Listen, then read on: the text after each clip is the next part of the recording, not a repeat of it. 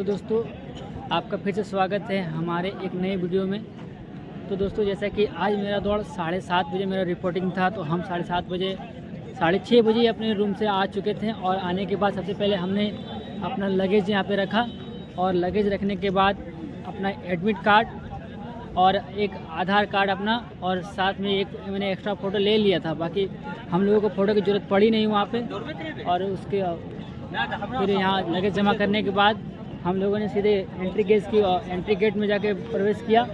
और जगह जगह पे आपसे आपका एडमिट कार्ड और आपके आईडी कार्ड की चेकिंग की जा रही थी। आपसे आपका नाम, आपके पिताजी का नाम और आपका डेट ऑफ बर्थ वगैरह पूछा जा रहा था वेरिफिकेशन के लिए। उसके बाद हम लोगों को ग्राउंड के अंदर ले जाया गया, और ग्राउंड का अंदर ले जाते हुए स्टेडियम जहाँ पे बैठने के लिए बना होता है, तो पहले स्टेज 1 पे बैठाया गया, फिर उसके बाद उसके बगल के स्टेज 2 पे, फिर स्टेज 3, इस तरह आगे हम लोग को बढ़ाया गया। फिर फाइनली जहाँ पे डॉक्यूमेंट वेरिफिकेशन हो रहा था, बायोमेट्रिक रीचेक हो रहा था, बायोमेट्रिक चेक किया जा रहा था, और वहाँ पे हम लोगों को ले जाया गया और वहाँ पे हम लोग को बायोमेट्रिक किया गया।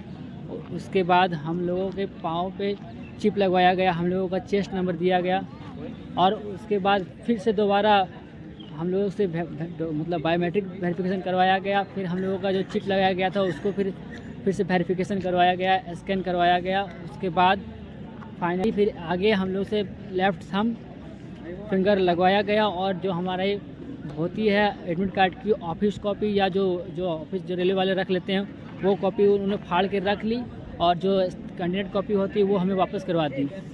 तो वहाँ तक फाइनली पहुँचने के बाद हम लोगों को ग्राउंड के अंदर ले जाया गया, और वहाँ तक ग्राउंड से जैसे ले जाया गया, ग्राउंड में हम लोगों को 2 से 4 मिनट का टाइम दिया गया। तो ग्राउंड था, बहुत बढ़िया ग्राउंड था। यहाँ पे आप वैसे तो लिखा हुआ है कि आप जूता नेसेसरी है, लेकिन बहुत सारे बंदे ऐसे भी थे जिनको बिना जूता का भी दौड़ने दिया गया वहाँ पे।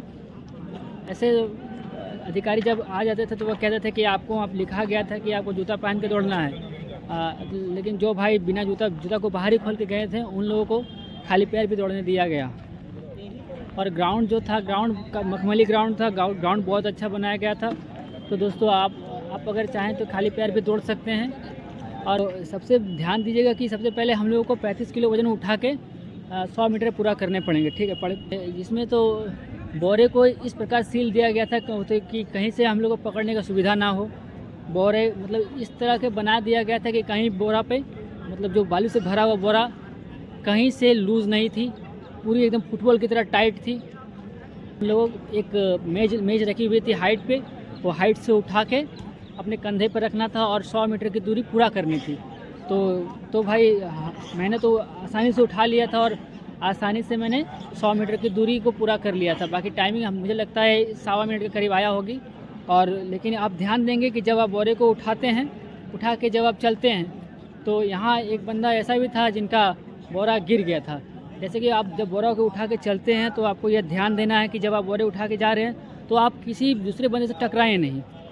अगर आप किसी दूसरे बंदे से टकराते हैं तो आपका गिरने का संभावना बहुत रहता है। और मेरे सामने ही एक भाई का बोरा इस तरह गिर चुका है, और वजन उनका गिर गया, तो वो बेचारे डिस्क्वालीफाई हो गए, जिससे मुझे बहुत ही दुख महसूस हुआ, क्योंकि बहुत मेहनत करने के बाद वो बंदा यहाँ तक पहुँचा था। थोड़ी सी गलती के वो दोनों आपस में थोड़ी सी मतलब टकरा गए थे, जिसके कारण एक भाई का बोरा गिर गया था और वो डिस्क्वालीफाई हो गए थे। तो आप ये ध्यान दीजिएगा कि जब आप बोरा उठा के जा रहे होंगे, तो आपको ध्यान देना कि आप बोरा सबसे पहले उठा लें या सबसे लास्ट में उठाने का प्रयास करें, क्योंकि सभी का टाइम अलग अलग शुरू होता है। जो जिस समय मैट पे पाँव रखेंगे वो टाइम तभी से शुरू होता है। तो आप ऐसा कुछ बोरे को आप आसानी से उठाएंगे, पीछे से उठाना है और आराम से लेके जाना है।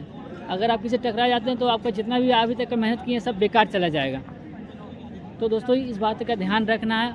और आके थोड़ी दूरी पे आप लोगों के दौड़ के लिए तैयार किया जाएगा, बोलेगा कि आप लोग दौड़ के लिए रेडी हो जाएं, और 4 से 5 मिनट के अंतराल के बाद आप लोगों को दौड़ने के लिए भेज दिया जाएगा।